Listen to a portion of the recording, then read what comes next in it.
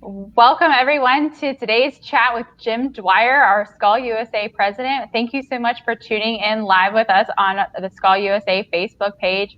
My name is Morgan Maravich, and I'm the Skull USA Director of Membership. I'm so delighted to have Jim with us today. Hi, Jim. Hey, Morgan, how are you? I'm doing well. How's everything? Great. And a shout out to everybody out there in Facebook land. Yes, hi. And if you have any questions as we're chatting with Jim, please feel free to submit them. We'd love to have your questions and ask Jim anything that you have that's on your mind.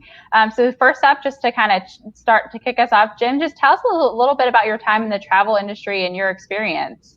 It's very interesting. I just realized that I've been in the travel industry almost 50 years. I actually started April the 5th, 1971 with Air Canada. Before that, I was a singer of sorts. I was a traveling minstrel. I was singing at various pubs in northern New Jersey. And when I was getting married, my fiance said, "You should really get a regular job with benefits." I said, "Okay." So I got a job with Air Canada, was there for about 6 months. And then KLM was hiring, and I worked for KLM Royal Dutch Airlines for about 26 years. They merged in 1998 with Northwest Airlines. So for about 6 more years, I worked for KLM and Northwest. And then for a short time with a cruise company, MSC Cruises, who we'll hear from Skull Miami next week, I think. And ultimately, I've been a director of sales for Papa's Travel in Secaucus, New Jersey for the last 10 years. Excellent. How's the past 10 years been doing being a travel agent? Good. It was the other side of the coin. I was a supplier for about 33 years. So I knew a lot of the people, the other travel agents in the area, including Phil Papa, the owner of the agency. And,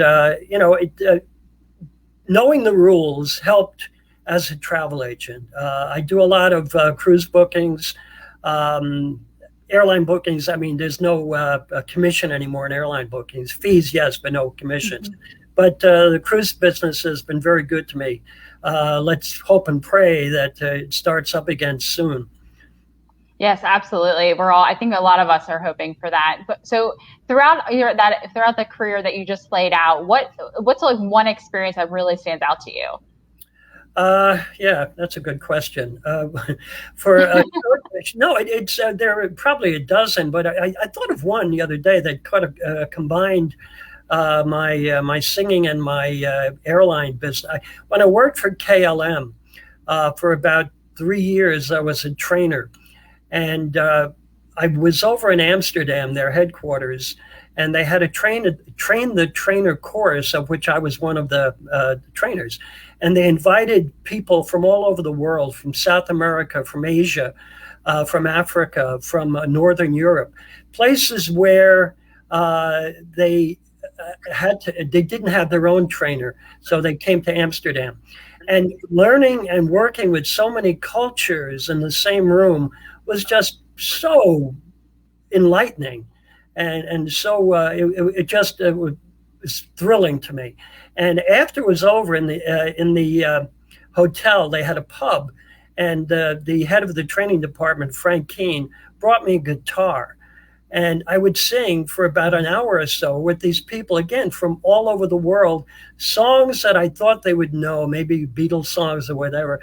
And to see them like swinging back and forth, holding each other, arms around each other's shoulders was just tremendous. And I don't know why, but when, that question came up, I said, boy, that really just broadened my whole mind as far as travel and going and seeing the world. Yeah, that reminds me of an experience I had in Germany when it was a place called the Yodeler, and everybody was locked arms in arms, just singing along, yodeling. And it's when you have those types of experiences, they really impact you. So absolutely agree. Mm-hmm. Yep. So I guess as you mentioned your career and your different experiences in the industry, what's one piece of advice that you would have for any young professional out there getting into the industry or in their beginning years as they start to make their way through the industry?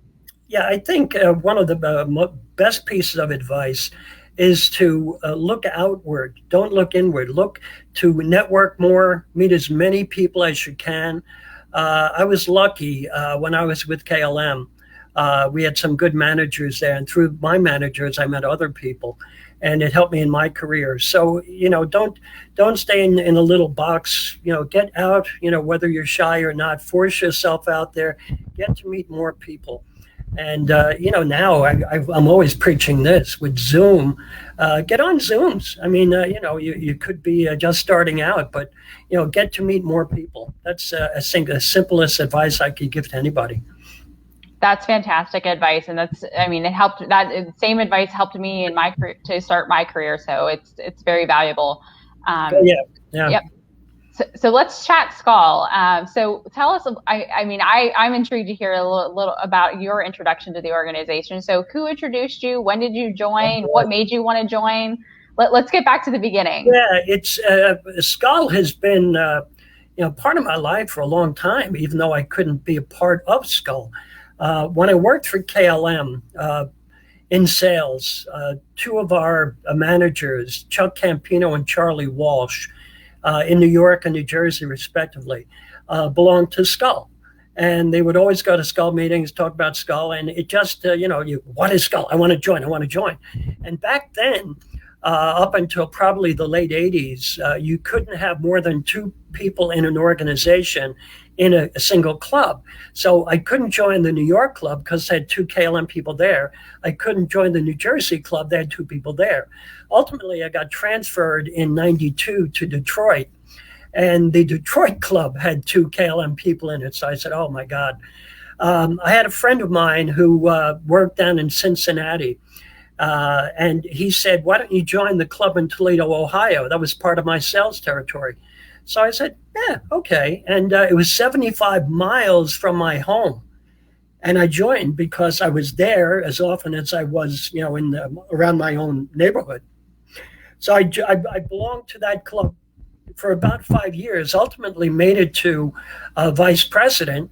And they were very strict back then as far as numbers. So they fell beneath 15 members, and they automatically closed. It wasn't a matter of hanging on for 3 or 4 years. They automatically closed. So because they closed and I was like an orphan, the Detroit club had to take me in. It wasn't a matter of, there's already two KLM people. Because I was a KLM member, they had to take me. A year later, I got transferred to New Jersey, and the Northern New Jersey Club is where I've been now since 98, I think.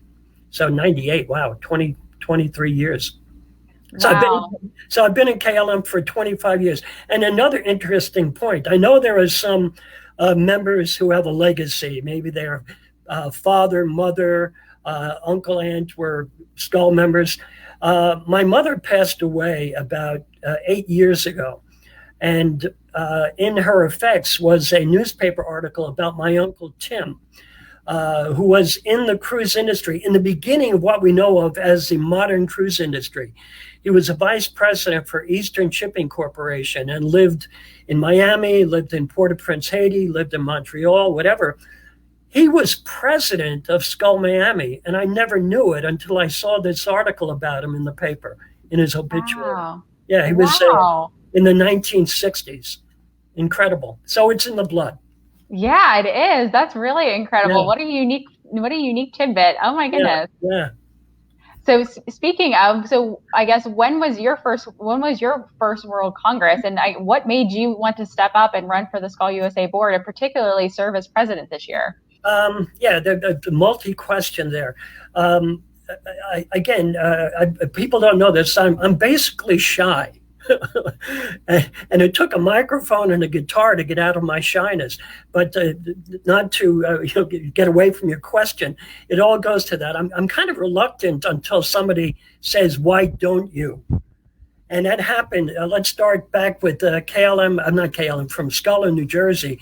Our mutual dear friend Robert Lowell said, "Jim, why don't you run for the board in New Jersey?" I said, "Okay." I'd already, I mean, I liked Skull, but I didn't love it yet. It was great. I'd go to the meetings, but I wasn't really getting a lot out of it. And he said, you really enjoy being in it. So I joined the board in New Jersey. And then one year, the president and secretary couldn't go to NASC, which that year was in Calgary. And working for an airline, I was able to get airline passes, so it wouldn't cost the club much as far as the airfare. So they sent me to Calgary, and that really changed my whole outlook on Skull. I met people from Mexico, obviously more people from the U.S., from Canada, and other parts of the world. I think the president that year was Matanya Hecht from Israel. And that's when I really got the passion for Skull. And my first international congress was in Antalya, Turkey, I think about maybe a year or two after that.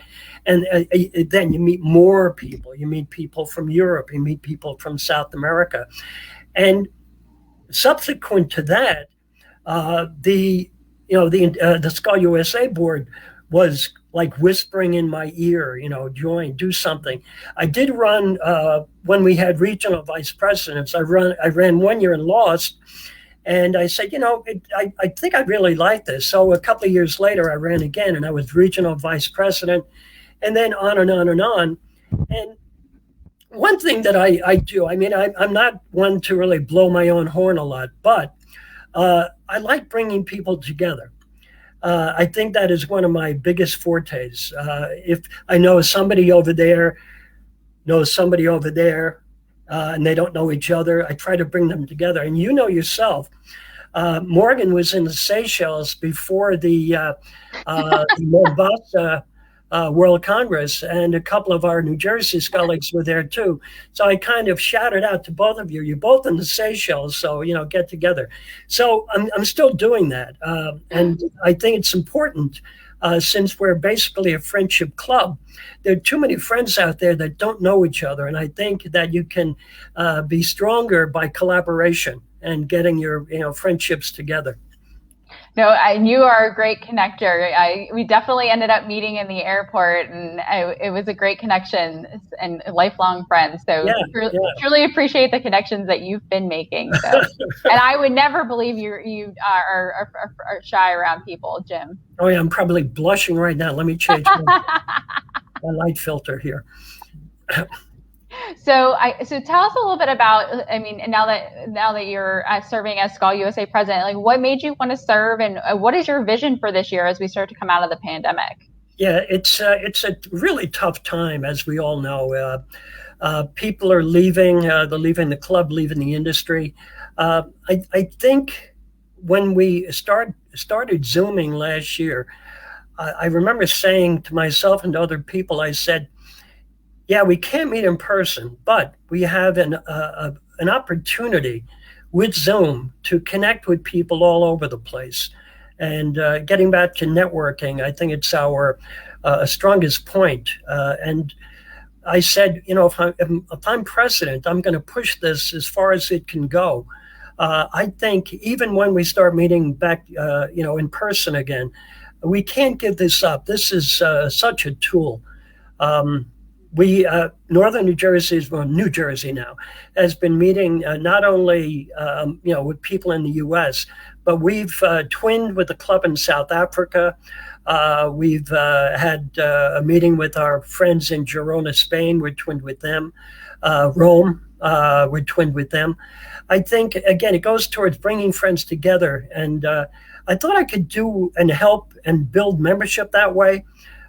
People have to see for themselves. Everything is relative to each person. But if you're a traveler, if you're in tourism, hospitality, and you love the industry, you have to see the value in either the global aspect of Skull or the national aspect of Skull, and how we can all help each other now. I'm very funny, and maybe more people should be like this. If I have a group, and I do, besides cruises, I do tours to Ireland and other places in Europe, I will always look to book with a Skull members hotel or tour company and try to help them out, because it's mutually beneficial. if I book with them, there's 99.9% chance they'll do something special for the group.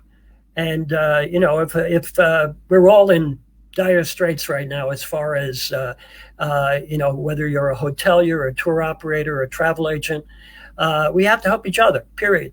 End of story. I don't think we have an option. We absolutely do, and to your point is we are some of the parts of Skull are doing business amongst friends. So you're doing that and living that. So I Trying. mean, it's a great part of that. Yep. So I want to do some rapid fire questions.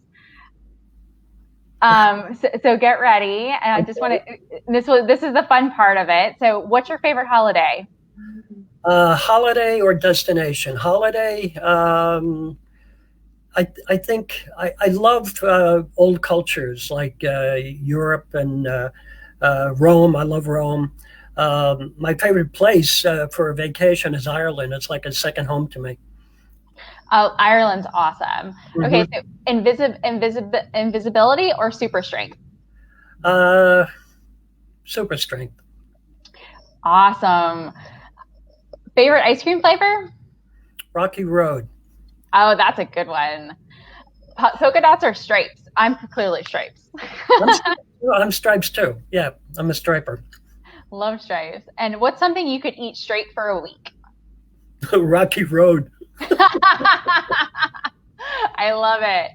So many of us know that you are in a band, and you've referenced it several times today. Tell us about your band, when you started playing, and maybe a little tune. We'll see. We'll have to see if my guitar is near.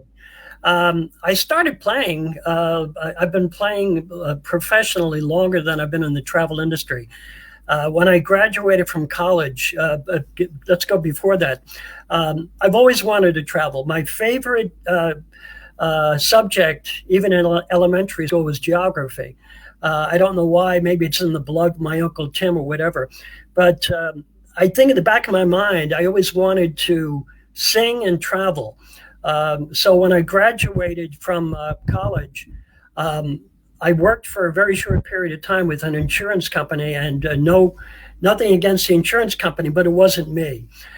So I got a job singing, and at one point I was singing 7 days a week. And I told you the story about my wife or my fiance telling me, get into a regular job, which I did, but I never stopped singing. And I sang from like 67 until 81 as a solo act. And then in 81, my brother joined me and a couple of other friends. And our band is called the Bantry Boys. Bantry is probably the largest city in the western part of Cork in Southern Ireland. And my mother is from a suburb of Bantry called Drimoleague. So that's how the name got formed. So we've been playing for 40 years this Saturday. Wow. Congratulations. Happy anniversary. Words. But the interesting thing is I literally sung at pubs all around the world. And you can go to any major city in the world. There's two things you're guaranteed to find is a great Italian restaurant and a great Irish pub. So I can go to Seoul, Korea, or I can go to Buenos Aires, or I can go and find an Irish pub and get up on stage and sing a song, and everyone will recognize it. That's amazing. Oh, what a cool experience. Well, I know I have had the privilege of seeing you play at a Skull event. So hopefully as we get back to in person, some more colleagues will be able to see you play as well. We've had some few questions come in. What's more important to you, knowledge or power? Oh boy, knowledge. Knowledge. That's a good one. Yeah, absolutely. Keith Willing, Skull Orlando, asks, what are the goals for Skull going forward in 2021? It's retaining and building membership. That's the bottom line, and it's keeping our members engaged, making sure that if we do a webinar, if we do a Zoom, it's something that will get people on there, keep them interested, and it goes to, again, we're talking about not only engaging, enlightening, entertaining, and educating. We have to keep doing that. It's important. Absolutely. And I'll close it out. So thank you for everyone joining us today. And Jim, I'll let you say a few closing words, but I'll close it out with this comment. And Jim, you rock 40 years of rockin'. And that came over the Facebook comments. But Jim, any closing final words? Yeah, it's for Skull specifically. I keep preaching the fact that we're a family. If you reach out, to a Skull member in Europe, in South America, in Asia, in Africa, anywhere, you'll see what a family we are. We treat each other really well. We understand that the core on which we're based is friendship. And if you travel, look to see if there's a Skull Club in the area. Reach out to a member of that club, be it the president, the secretary, or whatever, and it will come back to you tenfold. Fantastic final words to end on. Thank you, Jim, for being live with us today. Thank you for everyone that joined today with us live. Please come back. April 5th will be the next live session, a part of our live series. So you can mark your calendars. Every first Monday of the month at 3 p.m. Eastern Standard Time, we will be on the Skull USA Facebook page live. On April 5th, we will have Tom Moulton, VP of Membership for Skull USA, talking about all things membership regarding Skull USA. Thank you again, everyone, and thank you, Jim. Thank you, Morgan.